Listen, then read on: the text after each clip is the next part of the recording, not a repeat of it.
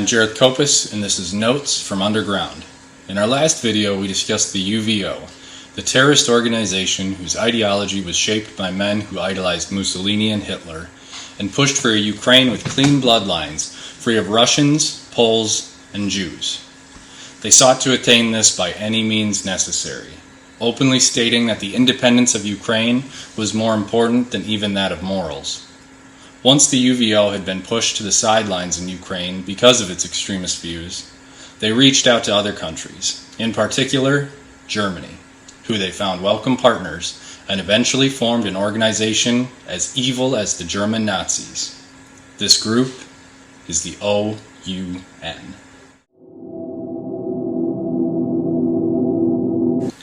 During the time of its founding, the OUN was seen as an outsider movement and was in stark contrast to the highly popular Ukrainian National Democratic Alliance that argued for a constitutionally democratic Ukraine, accomplished by peaceful means. The OUN not only accepted violence as a means of Ukrainian independence, but also saw violence as the only answer. The OUN began terrorizing southern Poland and northern Ukraine, destroying rail lines, bridges, and roads, and also targeting Polish politicians, harassing them, threatening their lives, and are credited with assassinating 63 people. The estimate of exactly how many were killed could likely be much higher. The victims varied in ethnicity, but all shared common political views. Some of those assassinated were Emilian Tchaikovsky, who was shot in the back of the head, Tadeusz Holoshko, who was a leader of the Ukrainian Polish Compromise movement, Alexei Mylov, who was a Soviet consular officer, Bronislaw Spirashki, who was the Polish interior minister, and Ivan Babic, a former Sikh rifleman, teacher, and renowned promoter of moderate views, which led to the OUN's hatred for even their former brothers in arms. The funding for these actions reportedly came from political parties in Ukraine, but was also heavily assisted by the German Nazis.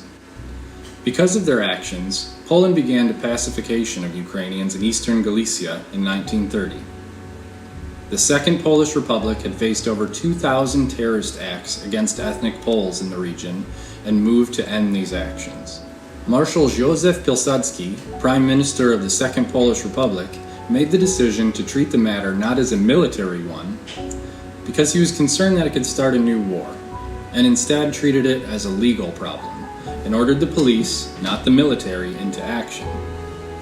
Minister of the Interior, Felicijan Slajał Sledkowski, was deputized and given command of the situation.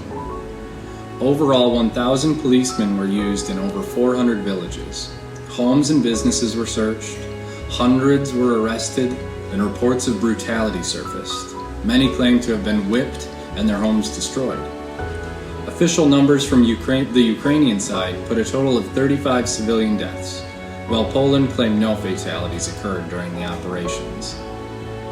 By the time the searches were done, nearly 100 kilograms of explosive were found, 1,287 rifles, 566 revolvers, and 31 hand grenades. Ukrainians appealed to the League of Nations concerning the accusations of death, beatings, and the destruction of property, but the League of Nations decided against intervening, stating that even if the allegations were true, that the Ukrainian extremists themselves were to blame for their misdeeds, because their actions brought about the response by the Polish. Sound familiar? As a result of the pacification, terrorist activities came to a halt, but only for a time. The pacifications appeared to have only exacerbated the animosity between Ukraine and Poland, and effectively pushed moderate Ukrainians into the extremist OUN. By the beginning of World War II, the OUN's numbers had swelled to 20,000 members, and double that amount in non-member supporters. Nazi Germany stepped up their support to the OUN to assist in countering the Soviet Union. The OUN could never have been described as a cohesive group, and often faced infighting between young radicals and veteran military leaders.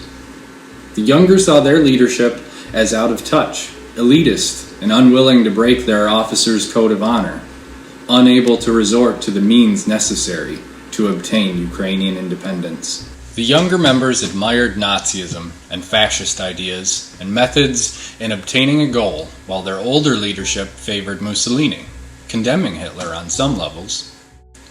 The group certainly would have never obtained the level of success it did without Konovalets, who used his political acumen and reputation to pacify both factions.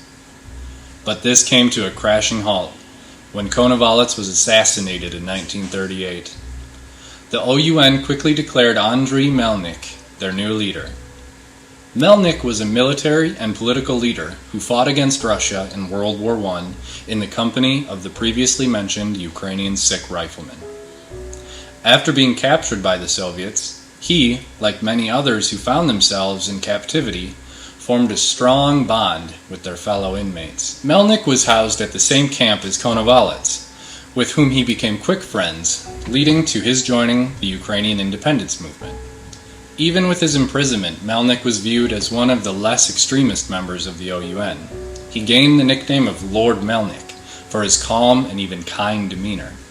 He was also a religious man, and in 1930, after being released, he retired from politics and spent his time as an engineer working for the Ukrainian Greek Orthodox Church, becoming the chairman of Orlo, which was a Galician Catholic youth organization that the OUN had labeled as an anti-OUN organization. When Konovalets was assassinated, the OUN sought out Melnik because he was viewed as a moderate and pragmatic man who could fix the strained relationship the OUN had with the Catholic Church. He was also considered one of the old guard, who admired Mussolini but criticized Hitler.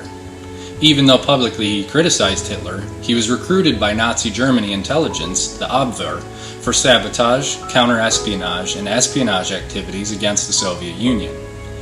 Melnik was given the code name Consul I, which is known due to the Nuremberg trials when it was submitted as evidence in Colonel Erwin Stoltz's trial. Melnik faced assassination attempts from many groups and escaped to West Germany, eventually moving to Canada and ultimately returning to Europe, where he died at the age of 73. Melnik's moderate views and calm demeanor was not seen as beneficial by all in the OUN, and ran directly counter to what most of the young members that made up the majority of the membership wanted from the organization. To add even more of a wedge, the youth faction felt like they were not being promoted to higher positions, and saw Melnik as someone who would continue the disrespect they perceived they received from the leadership. A major player in the split was Mykola Skisaborsky, a politician who was on the Central Leadership Council of the OUN, the Provid, as well as the organization's chief theorist. He was born in Russia but grew up in Kiev and served in the UPR army that fought against the Soviets in the Russian Civil War. After the war, he moved to Prague, where he studied engineering and economics. He joined the Ukrainian military organization before he joined the OUN. As a gifted writer, he distinguished himself from others and made his way into the leadership of the organization.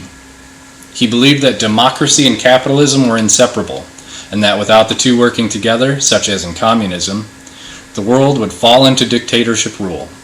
He scoffed at the idea that all men were equal, and was quoted as calling those of that mentality simply sentimental and empty. He believed that the weak were bound by the capitalist system to become enslaved by the strong. He was a staunch supporter of the fascist system of Italy and followed the principles of national syndicalism put forth by Mussolini, which essentially called for an elite class of intelligentsia and businessmen to rule over the working class that was strictly kept in line by not allowing any opposition parties to form.